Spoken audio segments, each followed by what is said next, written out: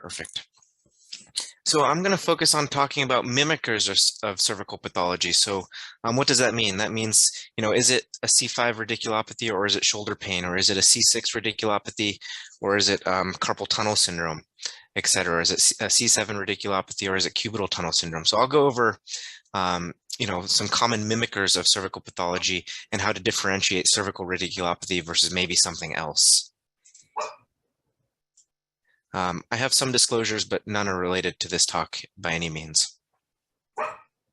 And so I'll briefly outline the anatomy of the brachial plexus very quickly, just to set the foundation, explain the pathophysiology of cervical radiculopathy, explain how classic cervical radiculopathy will present, and then I'll spend most of my talk talking about how mimickers of cervical pathology may present, and then how to differentiate a potential mimicker versus a true cervical radiculopathy, or in some cases it might be both. So starting with anatomy. We all know the brachial plexus from medical school, and I'm definitely not going to go into it. But what I really want to point out is that there's a huge amount of variation in the brachial plexus. And so we're all sort of taught, in medical school and orthopedic residency and neurosurgery residency, that this is the brachial plexus, how we classically draw it with contributions from C5 to T1. But the fact of the matter is that there's a high amount of variation, probably more variation than we truly understand. 20 to 40% of patients, and some studies will say 70% of patients actually have a C4 contribution. And then, anywhere from 2 to 30% actually have a T2 contribution. And then within the plexus itself, there greater than 50% of patients may have some variation from what we consider as the typical brachial plexus. So there's a high amount of variation. And the key point to this is that if you have someone with who you think has a C6 or a C7 radiculopathy based on MRI, and they don't present classically with those findings that you would expect, as I'll get into in the later part of this talk, that might be okay. That might be due to some sort of brachial plexus variant. And so not all of your classical radiculopathies will present the same way. Not only are there variations in the brachial plexus, but there have been many anatomic descriptive studies showing that there are actually interneural connections between various nerve roots coming off of the cervical spine, and that can certainly cause a mixed presentation. For example, if you have a C4 herniated disc at C4-5 and it's affecting the C5 nerve root, well, you may actually get clinically some C4 presentations and vice versa, and that's because some of these nerve roots actually have interconnections between them as they take off from the spinal cord. And even further complicating potential clinical pictures is as you get further down the peripheral nervous system and you get to the ulnar nerve and the median nerve, there are several variants described in the literature, such as Martin-Gruber anastomoses, and you can have crossover where the median nerve actually connects to the ulnar nerve at the level of the forearm or the elbow or even in the wrist, and that can certainly complicate clinical presentations as well. So the key point of these first three slides is that just because something doesn't present as a classical cervical radiculopathy, it may in fact be cervical radiculopathy, but they may just have some anatomic variants causing some slight deviation from what you would classically expect. In terms of, how does a classic radiculopathy present? Well, obviously it depends on the nerve root. C5, you typically get lateral shoulder pain and numbness or paresthesia. C6, you typically get those symptoms in the thumb and maybe the index finger. C7 classically goes to the index, middle, and ring finger, and C8 typically to the small and ring finger. But C7 radiculopathy can actually affect any of the digits. But this is obviously just the classic descriptions.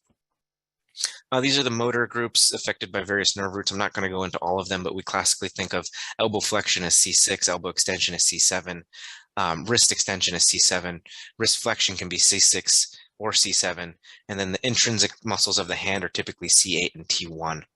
And then the rotator cuff can get contributions we classically think of as C5-6, but if they have a prefixed brachial plexus, that can certainly involve C4. So it does get pretty complicated, and there can be quite a bit of variation. This is just a slide basically showing that the brachial plexus, the rotator cuffs can be affected by C4, 5, or 6, and the hand can be affected by C8, T1, or even T2 in post-fixed brachial plexi. So just a couple quick slides on the pathophysiology of classic cervical radiculopathy. Most often in younger patients, we tend to get soft disc herniations where the disc herniates and compresses the nerve root. As in older patients, we tend to get more bone spur formation, or even patients with OPLL, and they may present with radiculopathy and or myelopathy. But the key thing here is any sort of compression on the nerve root can cause radicular symptoms, whether that's pain, weakness, or numbness. Going into a bit of the clinical presentation for cervical radiculopathy, I'll break it down by nerve roots, and I'll tell you how classically these will present. So regardless of the level of radiculopathy, it can present with unilateral or bilateral radiating pain down the arms. It's most commonly the C6 or C7 nerve root. So it's some sort of herniation at C5-6 or C6-7. Patients may have axial neck pain, especially if they're older and they have some spondylotic changes. As I mentioned on these first introductory slides, it may not follow a classic distribution for as we, Dr. Alluri, excuse me. Some people are saying in the chat that they can't see your slides. Oh, they're too small. I don't know if that's happening to everyone or just those folks. How does it look to you? It's normal. Fine. Yeah, I can see it fine. Yeah, I don't have a great answer. Betsy, it looks to you like it's, the presenter view or the classic PowerPoint, not the presenter view.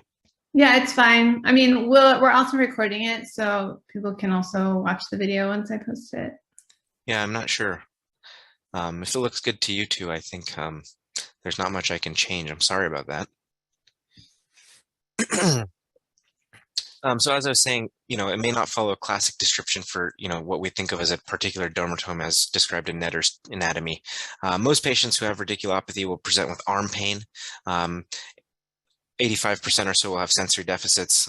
A significant amount of patients will have scapular pain. C3 radiculopathy is actually pretty rare. The foramen at C23 is very large, and it's really difficult to diagnose clinically because there's not really a testable motor reflex or abnormality, and the sensory deficits are also very hard to pick up. But common symptoms of C3 radiculopathy may be axial neck pain, suboccipital pain, trapezial pain, parascapular pain, or midclavicular pain. C5 and possibly C4 radiculopathy based on a patient's brachial plexus. These patients typically present with pain over the lateral shoulder. They'll have deltoid or rotator cuff weakness, and they may have additional weakness in the biceps, supraspinatus, infraspinatus, and they may have biceps hyperreflexia. C5 radiculopathy can be, the differential here is rotator cuff pathology or shoulder pathology, and I'll get a bit more into this on the upcoming slides, but the shoulder abduction test, which is where you have someone abduct their shoulder, if it's a radiculopathy, the tension on the nerve root should go down, and so that it should actually help improve their radicular symptoms. And classically, patients will actually come into your office and they'll say, my pain gets better when I put my hand behind my head, and that's because tension is coming off of the nerve root. Versus if you have them abduct their shoulder and it's a rotator cuff pathology, their pain actually increases because the rotator cuff is actually hitting the undersurface of the acromion. C6 radiculopathy classically presents with weakness in the biceps. They can have wrist extension weakness. They can even have forearm pronation weakness. And as I said earlier, they may have a diminished biceps reflex. And these patients will usually have sensory deficits towards the radial side of the hand, and they may complain of radicular pain going from the shoulder across the anterior aspect of the elbow. Moving on to C7 radiculopathies. These patients classically present, they'll say that I have pain going towards the back of my elbow, and that's the most common symptom that I see. In addition, the radiating pain may continue towards the index, middle, and ring fingers of the hand, but as I said earlier, the C7 radiculopathy can really affect any of the digits, and clinically they may have weakness in their in elbow extension or wrist flexion, and they may have a diminished triceps reflex. C8 radiculopathy classically presents with radiating pain towards the ulnar side of the hand, so towards the smaller ring finger. They may have some radiating pain along the medial side of the forearm as well. And these patients classically have finger flexion weakness, interosseous weakness, meaning they can't abduct their digits and hold it against resistance. And the differential here is really, is there an element of cubital tunnel or compression of the ulnar nerve as it passes the wrist? And I'll go into that a bit more as well. One of the physical exam maneuvers that can really identify cervical radiculopathy is the Sperling test. Basically, you're putting an axial pressure and having the patient rotate towards the site of pathology. And basically, you're trying to compress that nerve root and reproduce their symptoms, and it doesn't really matter where the lesion is, whether it's affecting the C5, 6, or 7 nerve root. A true radiculopathy, the Sperling test will be 93% specific, meaning if the Sperling is positive, it's likely that they have radiculopathy, but it's not very sensitive, so you may miss a lot of patients by doing a Sperling maneuver. So just because it's negative doesn't mean they do not have radiculopathy. And as I mentioned before, the shoulder abduction test can be very helpful for differentiating shoulder pathology versus cervical radiculopathy. So let's get into the main sort of mimickers of cervical radiculopathy, or what else is on the differential for cervical radiculopathy. And I'll try to break it down by a particular cervical nerve root. So mimickers of C4, C5, or C6 radiculopathy are really shoulder pathology. It doesn't really matter what the shoulder pathology is. It could be a rotator cuff tear. It could be osteoarthritis of the glenohumeral joint. It could be osteoarthritis of the acromioclavicular joint. It could be shoulder instability in younger patients, and it can certainly be biceps tendonitis. So in any patient with concern for C4, 5, 6 radiculopathy, you should do a very good shoulder exam.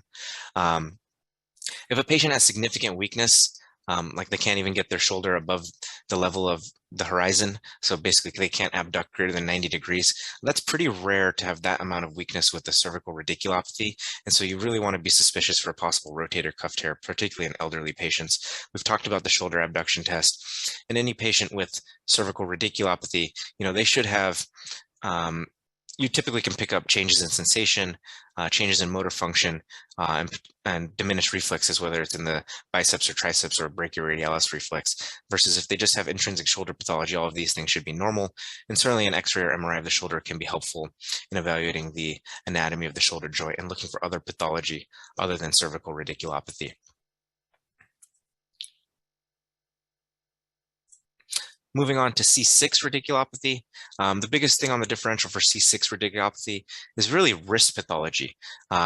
Is it some sort of tenosynovitis? Is it first CMC arthritis? Or the biggest thing is it carpal tunnel? So C6 radiculopathy, as I said, really typically goes to the thumb and index finger, but carpal tunnel also typically affects the thumb, index, and middle finger. And so any patients where you're considering C6 radiculopathy, really make sure to evaluate for possible carpal tunnel compression as well, and as well as other intrinsic wrist pathology. The Finkelstein's maneuver can certainly be helpful to isolate de Quervain's tenosynovitis. The CMC grind test can be useful to identify first CMC arthritis. In terms of carpal tunnel syndrome, certainly a Tinel sign at the wrist or Phelan's test can be very helpful to identify patients with carpal tunnel syndrome. Diagnostic modalities such as injecting the carpal tunnel or injecting the first CMC joint or injecting the de Quervain's tenosynovitis joint on the radial side of the wrist can be very helpful. And most importantly, if you do have a suspicion for possible C6 radiculopathy versus carpal tunnel syndrome, an EMG and nerve conduction study can be very helpful. And in any patient where I'm suspicious for carpal tunnel syndrome and also C6 radiculopathy based on either history or physical exam, I always get an EMG and nerve conduction study just to rule out double crush, because if they do have both peripheral nerve compression at the level of the wrist as well as compression at the level of the cervical spine, I typically recommend them to get their wrist addressed first, and then we reassess their symptoms and see if there is continued residual deficit. Then we can certainly talk about their cervical spine, but the carpal tunnel release is certainly a much simpler procedure with a more favorable risk profile. In terms of C7 radiculopathy, when we think of mimickers, we typically focus on the elbow or the wrist. Elbow mimickers of C7 radiculopathy can be medial or lateral epicondylitis. Carpal tunnel can certainly be on the differential for C7 radiculopathy. As I said, C7 radiculopathy can really affect any of the digits. And then, if you're trying to examine the elbow and you're trying to pick up medial or lateral epicondylitis, examining the wrist with resisted flexion or extension, and that reproduces the pain along the medial or lateral aspect of the elbow, can be very useful. As I mentioned before, Tinel sign or Phelan sign at the carpal tunnel is very useful for identifying carpal tunnel syndrome, and EMG and nerve conduction study is very useful as well. And then C8 radiculopathy, which I think is the most challenging to differentiate from other potential mimickers, because the C8 nerve classically will affect, as I said, the small and ring fingers, and you'll get numbness, tingling, and weakness along the, you get numbness and tingling around the small and ring finger, and you may get intrinsic hand weakness, but the differential, or what is a mimicker of C8 radiculopathy, is most commonly cubital tunnel syndrome. And I see this all the time. And rarely you can get compression of the ulnar nerve as it passes through the wrist through Guillen's canal. And so how do you differentiate this? The physical exam is really key to differentiating C8 and T1 radiculopathy versus peripheral nerve compression as the ulnar nerve wraps around the elbow. And so a Tinel sign at the cubital tunnel or a Guillen's canal can be very helpful in diagnosing cubital tunnel syndrome. EMG and nerve conduction study is incredibly helpful in assessing for peripheral nerve compression in someone where you're also suspicious for a C8 or T1 radiculopathy. And the key thing is actually the physical exam. And so on the ulnar nerve innervates all of the intrinsic muscles of the hand except for the thenar muscles, which is innervated by the median nerve. And so if you have someone with ulnar nerve compression, whether that's at the elbow or the wrist, the muscles in the thenar side of the hand should be preserved. And so the abductor and flexor pollicis brevis, the ponens pollicis, and the lateral two lumbricals, those are all innervated by the median nerve. And so if it's purely peripheral nerve compression affecting the ulnar nerve, those thenar muscles should still be strong. But if you have C8 or T1 radiculopathy originating from the cervical spine, the entire hand should be weak. So at any time you're trying to pick this up clinically, make sure to do good examination of the thenar muscles. And that's one of the things that I do all the time. This is actually an interesting study by a bunch of spine surgeons out of New York. And only 63% of spine surgeons were able to actually answer correctly how to differentiate C8 and T1 radiculopathy versus ulnar nerve pathology. And these are just examples of the various physical exam maneuvers to test the thenar muscles that are innervated by the median nerve as opposed to the ulnar nerve. And then lastly, maybe the biggest mimicker of cervical radiculopathy is Parsonage-Turner syndrome. I see this maybe once every 2 months, once every 3 months. Its incidence is reported to be between 20 to 30 per 100,000. There's certainly evidence that there may be some sort of viral prodromal event before patients present with Parsonage-Turner syndrome. The presentation is classically described as basically severe pain isolated to the shoulder. I see that most often. The literature says it's the first reported symptom 90% of the time. And then what happens is the pain tends to get better, but as the pain gets better, the patients start to develop motor and sensory weakness, and the motor and sensory changes may occur within 24 hours of the pain, or they can occur up to 1 month after the onset of pain.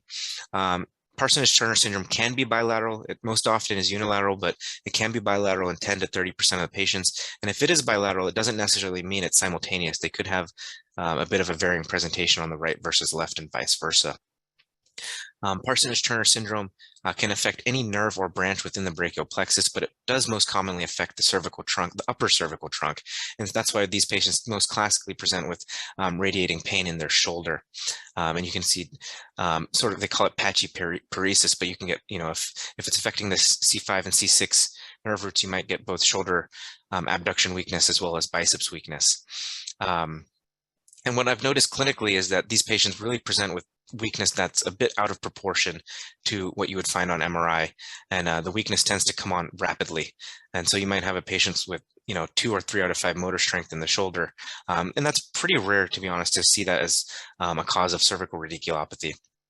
Most patients with cervical radiculopathy involving the C5 or C6 nerve roots typically have subtle weakness, 3 plus, 4 minus strength in the shoulder or biceps. But if it's C8 involvement, whether it's Parsonage-Turner or compression on the actual C8 nerve root from some sort of herniation at the C7-T1 junction, those patients can have pretty severe weakness, regardless of if it's Parsonage-Turner or true C8 radiculopathy.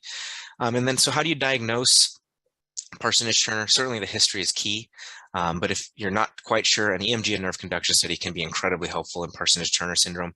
EMG examination is abnormal and compatible with Parsonage-Turner syndrome up to 96% of the time. So it's really a diagnostic modality that can be of great utility in a patient where you're really not sure. Maybe it's Parsonage-Turner, maybe it's not. You want to rule it out or rule it in. An EMG and nerve conduction study is incredibly useful. And so, those are the major mimickers of cervical radiculopathy, whether it's involving the shoulder, the elbow, the wrist, or Parsonage-Turner syndrome. Variations in, the cervical nerve root, the brachial plexus, and peripheral nerve branches can make diagnosing cervical radiculopathy very challenging, and certainly all these mimickers make it even more challenging. But the biggest thing is a really good history and a physical exam of the upper extremity, not just a physical exam specific to particular nerve roots, but also assessing the shoulder, the elbow, and the wrist is critical to make sure you're not missing a cervical mimicker, or maybe there's more than one cause for patients given symptoms such as double crush syndrome. Each of these mimickers tend to have a different onset and pattern of symptoms, and then use diagnostic modalities as needed to rule in or rule out certain mimickers of cervical pathology. And as I said, the EMG and nerve conduction study can be incredibly useful for whether it's Parsonage-Turner or compression of the ulnar nerve at the elbow or the wrist, or carpal tunnel syndrome. And with that,